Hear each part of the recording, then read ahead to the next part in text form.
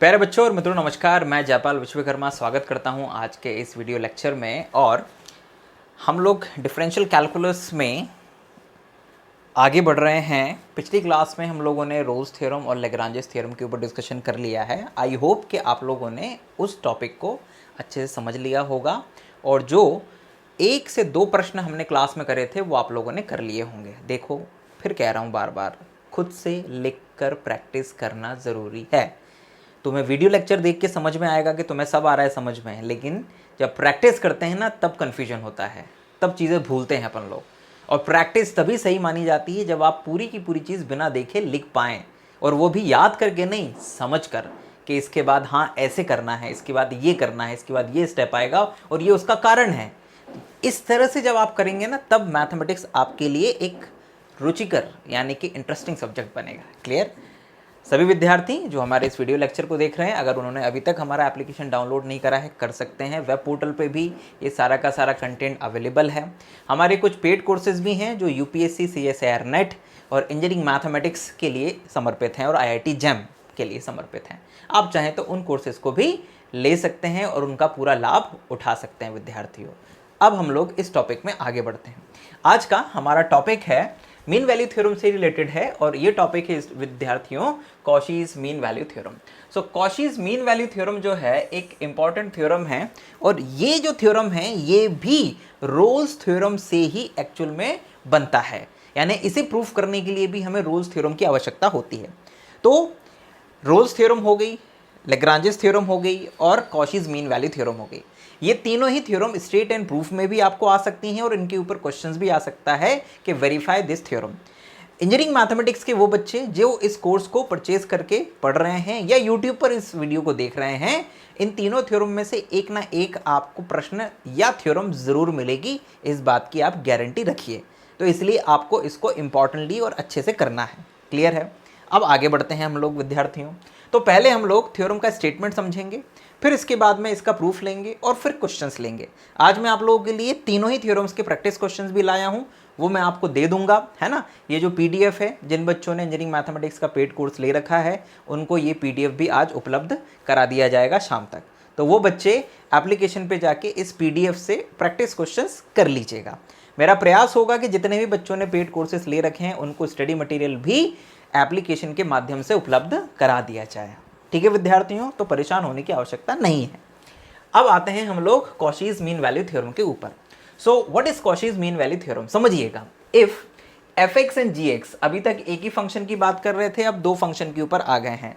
तो if F x and ji x be continuous in A b, यानी दोनों ही फंक्शन कंटिन्यूस हैं, right. F dash x and ji dash x exist in A b, चलिए ये भी सही है, कोई दिक्कत नहीं है। एंड तीसरी कंडीशन भी इसने डाली है कि G dash X is not equal to 0, G dash X 0 नहीं है for any value of x in A B, और ए बी में किसी भी वैल्यू के लिए जी डैश एक्स 0 नहीं है। Then there is at least one value c of x in A b such that f B minus F A upon G B minus ji A is equals to F dash C upon ji dash c. It means that विद्यार्थियों कुछ नहीं है, ये theorem पहले अगर देखा जाए तो अगर मैं तुम लोगों से कहूँ कि भाई तुम है ना एक काम करो, तुम लोग लैग्रांजेस मीन वैल्यू थ्योरम जो है ना वो एफ एक्स और जी एक्स के लिए लिखो, तो तुम ऐसे लिखोगे, है ना। ये अलग चीज़ है थोड़ा, जो समझाने के लिए मैं तुम्हें बता रहा हूँ। जैसे तुम ऐसे लिखोगे सर के एफ एक्स के लिए लिखेंगे तो वो ऐसे बनेगी, F B minus F A divide by B minus A is equals to F dash C. फिर मैं तुमसे कहूँ कि जी के लिए लिखो तो तुम लिखोगे G B minus ji A is equals to B minus A is equals to G dash C. इसमें इसका डिवाइड कर दो तो बी माइनस ए कैंसिल हो जाएगा और ये आ जाएगा। So this is the theorem, ठीक है ना।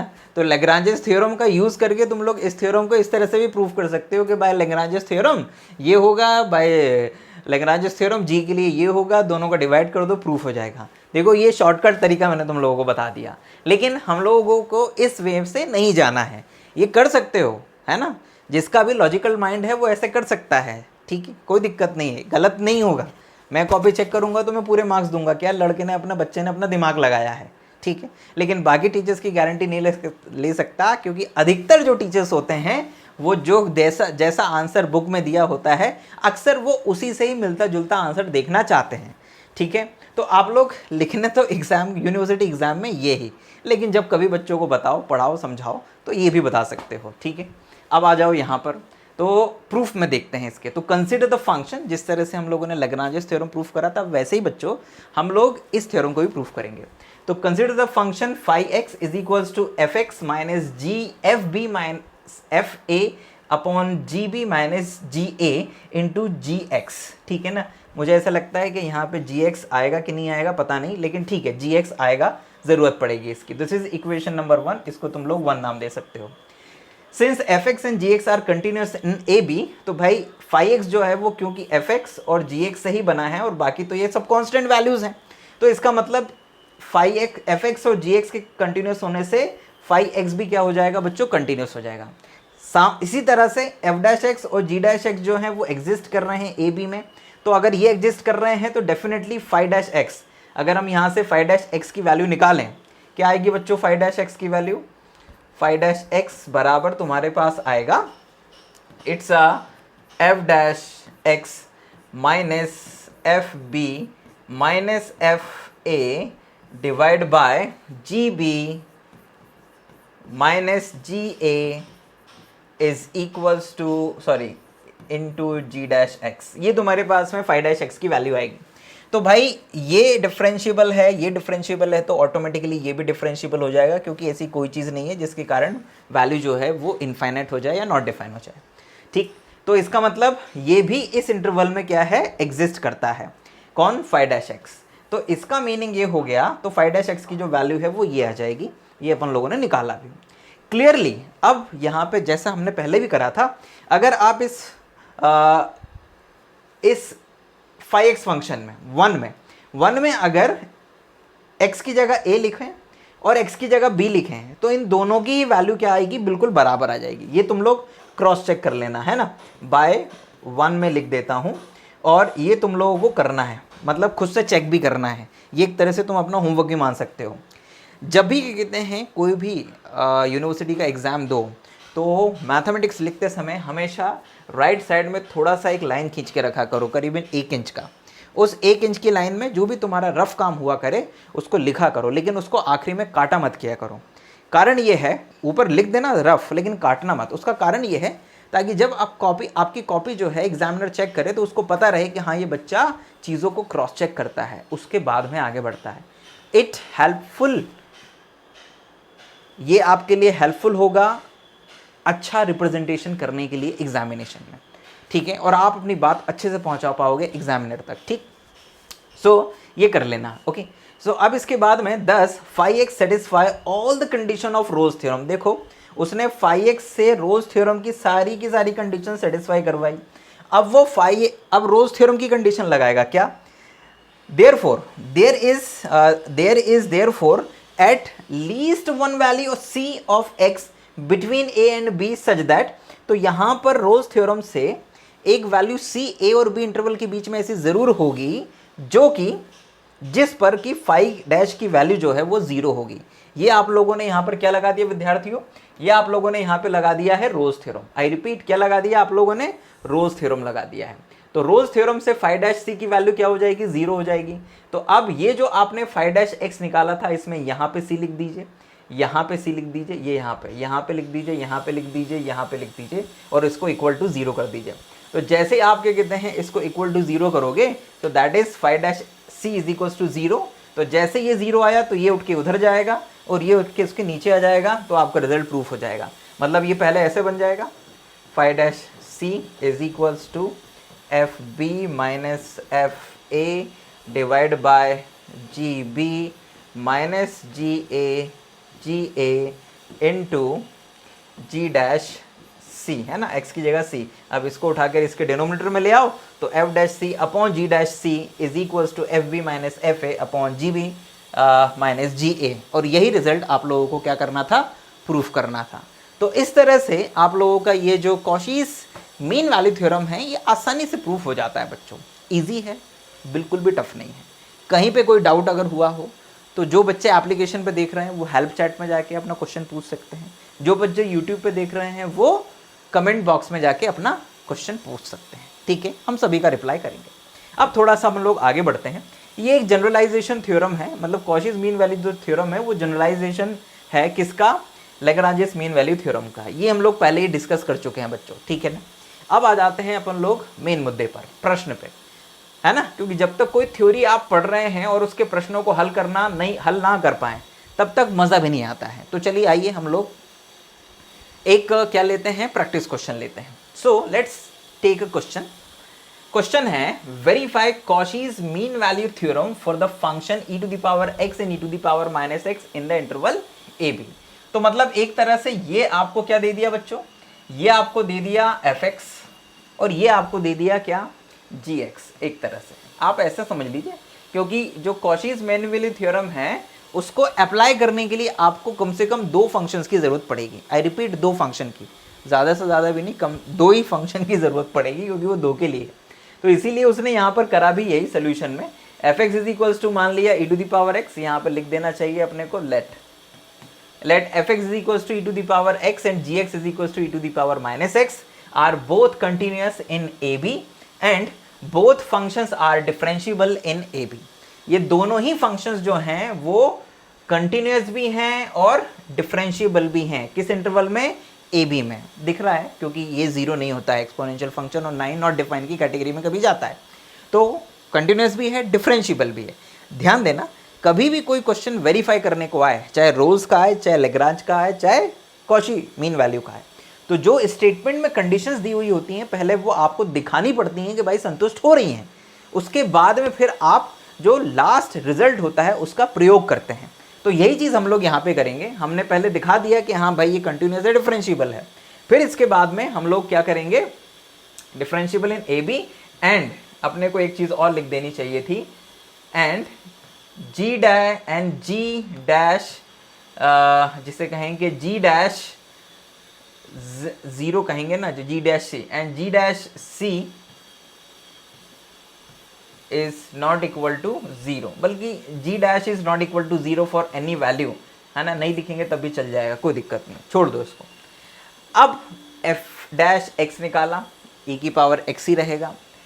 एफ जी डैश एक्स निकाला, माइनस ई की पावर माइनस एक्स रहेगा, ठीक है, क्योंकि इसे डिफरेंशिएट करेंगे तो माइनस हो जाएगा। अब कॉचीज मीन वैल्यू थ्योरम का ये स्टेटमेंट है विद्यार्थियों, F B minus F A upon G B minus ji A is equals to F dash C upon ji dash C. इसमें हमने सारी वैल्यूज रख दी, देखो ये वैल्यू भी रख दी, ये वैल्यू भी रख दी। और जब क्या कहते हैं, इस पूरे को आप हल करेंगे, है ना, इस पूरे को जब आप हल करेंगे तो आपके पास में c बराबर 1/2 a प्लस बी आ जाएगा। अब आप सोचेंगे सर कैसे आया, थोड़ा हल करके बता दो। तो बहुत ही आसान है बच्चों, e to the power b minus e to the power a divide by, अब देखो वो e की पावर माइनस b को तुम क्या लिख सकते हो, 1/e की पावर b, और इसको लिख सकते हो 1/e की पावर a, क्योंकि तुम्हें पता है कि अगर पावर माइनस में है तो आप उसको नीचे ले जा सकते हो, डिनोमिनेटर में ले जा सकते हो, ठीक। तो ये आपने कर दिया, and this is equals to e to the power c upon में माइनस ई की पावर दिस। तो आप माइनस को ऊपर ले जाओ, e की पावर c पहले ही, फिर ये ऊपर भी जाएगा e की पावर, तो ये भी e की पावर c बन जाएगा। पावर जो है माइनस की जगह प्लस में चली जाएगी ऊपर। अब इसको सिंप्लीफाई करो तो एलसीएम लोगे तो e to the power b minus e to the power a divide by, ऊपर इधर क्रॉस मल्टीप्लाई होगा तो ये e to the power a minus e to the power b divide में e to the power b और into में e to the power a, ये आ जाएगा, इज इक्वल्स टू में minus e to the power 2c आ जाएगा। अब देखो ये और ये वाली चीज़ें एक जैसी हैं, बस माइनस का अंतर है, तो ये दोनों तो कट जाएंगी, ठीक है ना। अगर हम लोग यहाँ पर क्या लगा दें, यहाँ पर माइनस लगा दें तो ये कट जाएंगी दोनों की दोनों चीज़ें, राइट। सो ये बाद में लगाएंगे। सो माइनस करके ये चीज़ कट जाएगी, अब ये ऊपर चला जाएगा तो ये तुम्हारे पास ऐसा आ जाएगा, e to the power minus with negative sign e to the power a plus b, मतलब ये ऊपर जाएगा तो a प्लस बी हो जाएगा, है ना, क्योंकि पावर बेस एक हो तो पावर ऐड हो जाती हैं, is equals to minus e to the power 2c। तो माइनस से माइनस कट गया, और बेस सेम है तो पावर इक्वेट हो जाएंगी, तो ये आ जाएगा 2c is equals to a plus b. तो यहाँ से c बराबर आ जाएगा a प्लस बी अपॉन 2। तो ध्यान दीजिएगा कि जो c की वैल्यू आई है, c की वैल्यू आई है a प्लस बी अपॉन 2, मतलब जो आपका c है वो a और b के बीच में क्या कर रहा है, लाई कर रहा है, उसका अस्तित्व a और b के बीच में है ना, वहीं कहीं पर है वो। इससे ये निष्कर्ष निकल जाता है। तो जैसे ही आप ये लेकर आप आते हैं कि जो c है वो a और b के बीच में कहीं पर है, तो ये सिद्ध हो जाता है कि कॉशी मीन वैल्यू थ्योरम यहां पर काम कर रही है। This verifies the Cauchy's mean value theorem. I think कि ये जो एक छोटा सा क्वेश्चन है ये आप लोगों को क्लियर हुआ होगा कि हम लोगों ने कॉशीज मीन वैल्यू थ्योरम का प्रश्न कैसे किया।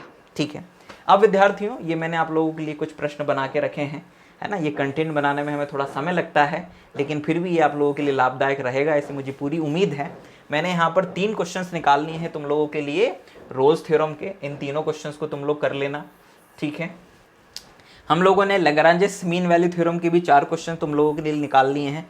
इन सभी में वेरीफाई करने का काम है, तो ये वेरीफाई करने का काम तुम लोग करोगे। और इसी तरह से हम लोगों ने कॉशीज मीन वैल्यू थ्योरम के भी 2 से 3 क्वेश्चंस निकाल लिए हैं, उनको आप लोग कर लेंगे। सो इस तरह से ये मीन वैल्यू थ्योरम वाला जो कंसेप्ट था वो यहाँ पर समाप्त हो गया। तीनों थ्योरम हम लोगों ने कर लिए हैं। अब हम लोग इसके आगे बढ़ेंगे और मैक्लॉरिन और Taylor series expansion theorem, Maclaurin और टेलर्स एक्सपेंशन थ्योरम को अध्ययन करेंगे, समझेंगे कि वो कैसे काम करती हैं और जिसे कहें कि उनके क्वेश्चंस कैसे सॉल्व होते हैं। लेकिन ध्यान दीजिएगा कि मैक्लॉरिन और टेलर्स के क्वेश्चंस को करने के लिए कई बार आपको लेibniz थ्योरम की आवश्यकता पड़ेगी, और लेibniz थ्योरम को समझने के लिए सक्सेसिव डिफरेंशिएशन की आवश्यकता पड़ेगी। हम जल्दी सक्सेसिव डिफरेंशिएशन और लेibniz थ्योरम के जो लेक्चर्स हैं वो आपके कोर्स में अपलोड कर देंगे, तो आप उन वीडियोस को भी देख लीजिएगा, क्योंकि मैक्लॉरिन में मैं कुछ क्वेश्चंस आपको ऐसे कराऊंगा जहां पर लेibniz की आपको ज़रूरत पड़ने वाली है। इसलिए आप लेibniz थ्योरम को अच्छे से प्रिपेयर करेंगे सभी विद्यार्थी, और लेibniz से पहले सक्सेसिव डिफरेंशिएशन को प्रिपेयर करेंगे, जिसमें nth डेरिवेटिव वाला पार्ट जो है वो ज़रूर कर लीजिएगा। ठीक है विद्यार्थियों, तो यहाँ पर मेरी ओर से एक चरण का काम खत्म हुआ। अब बॉल आपके पाले में है। अब आप लोगों को प्रैक्टिस करनी है, डाउट्स रेज करने हैं और मेहनत करनी है। ठीक है, छोड़ना मत, साथ साथ पढ़ते रहना बच्चों। ठीक है, अब एक आध क्वेश्चन, जैसे लैग्रांजेस का मैंने तुम्हें पिछली बार एक ही क्वेश्चन कराया था, मैं एक क्वेश्चन और करा देता हूँ। जैसे मान लो कि ये कोई क्वेश्चन है fx बराबर sin x इन 0 to पाई। मान लो कि इसको वेरीफाई करना है, तो भाई जो fx होता है, ठीक है ना, fx बराबर आपका ये sin x जो है, मोटा मोटा बता रहा हूँ, लिखना तुम्हें है भाषा में पूरा। ठीक, तो जो fx होता है ये नंबर 1 कंटिन्यूस होता है, कंटिन्यूस, ठीक है ना, कंटिन्यूस होता है इन 0 to पाई, क्योंकि हर जो वैल्यू है 0 से पाई में उसके लिए sin x का अस्तित्व होता है, तो ये कंटिन्यूस है। साथ ही f डैश x यानी कि जो cos x होता है वो एग्जिस्ट करता है, एग्जिस्ट इन 0 to पाई, वो इसमें एग्जिस्ट भी करता है। ठीक है ना, एंड इफ, और यदि हम लोग f डैश x को इक्वल टू 0 करें, तो f डैश x यानी कि जो भी आपके पास में वैल्यू है आप उसको इक्वल टू 0 कर दीजिए। तो जैसे ही आप इसको 0 करेंगे तो आपके पास में कितना आ जाएगा, आपके पास में cos x बराबर आ जाएगा 0। तो cos x बराबर जैसे ही आप 0 कर देंगे विद्यार्थियों, तो cos की वैल्यू 0 कब होती है, cos की वैल्यू 0 तब होती है जब आपके पास में x की वैल्यू कितनी हो, x की वैल्यू हो π/2। जब x की वैल्यू π/2 होती है तो cos x 0 होता है। तो इसका मतलब ये हो गया कि जैसे ही हम लोग f डैश x को 0 के बराबर रखते हैं, है ना, तो हमें x की जो वैल्यू है वो π/2 मिलती है। और डेफिनेटली ये जो π/2 होता है ये किसके अंदर होता है, ये ओपन इंटरवल 0 to पाई के बीच में ही कहीं पर इसका अस्तित्व होता है।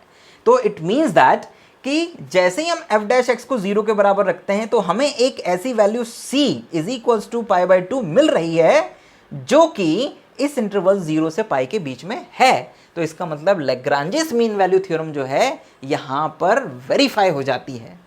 समझ में आया? फिर कह रहा हूं बच्चों, तुम लोगों को यह समझना होगा कि प्रश्न में शुरुआत कैसे करनी है, क्या हमें सामने वाले को दिखाना है और क्या हम लोगों को उसको अंत में क्वेश्चन को कंप्लीट करते समय प्रूफ कर देना है कि देखिए ये हो गया है ना। ये तुम लोगों को समझना पड़ेगा। मैं बार बार इस शब्द का प्रयोग करता हूं कि समझना पड़ेगा, क्योंकि गणित या विज्ञान या कोई भी विषय हो, बिना समझे समझाया नहीं जा सकता है। और कॉपी में आप एग्जामिनर को समझाते हैं, ध्यान देना, समझाते हैं, राइट। आपकी भाषा शैली वो होनी चाहिए जिससे सामने वाले को समझ में आ जाए कि चीज़, और जब वो थोड़ा सा अस्त व्यस्त होता है ना, तभी मार्क्स गड़बड़ होते हैं और तभी आपका रिजल्ट गड़बड़ होता है। तो इसीलिए हर चीज़ को पहले खुद अच्छे से समझिए और फिर सामने वाले को समझाइए। यही लाइफ का लेसन भी है। लाइफ में कई सारे प्रॉब्लम्स या कई सारे जो समस्याएं हैं इसीलिए पैदा होती हैं क्योंकि हम ना तो खुद चीज़ों को ठीक से समझते हैं और ना फिर उस चीज़ को दूसरों को अच्छे से समझा पाते हैं। इसलिए लाइफ में भी अगर सरल और साफ सुथरा रहना है, ठीक है ना, तो हमेशा चीज़ों को समझो और चीज़ों को अच्छे से समझाओ। जय हिंद, वंदे मातरम। अपना ध्यान रखिएगा, खूब मेहनत करिए, पढ़ाई करिए, अपना अच्छा भविष्य बनाइए, है ना। चाहे आप नौकरी करें, चाहे प्राइवेट नौकरी करें, चाहे अपना बिजनेस करें, ईमानदारी से करिए, क्योंकि आपका हर ईमानदारी से किया गया कार्य देश के विकास में और आपके विकास में महत्वपूर्ण योगदान देता है। हमें बेईमानों की नहीं, ईमानदारों की ज़रूरत है। जय हिंद, वंदे मातरम।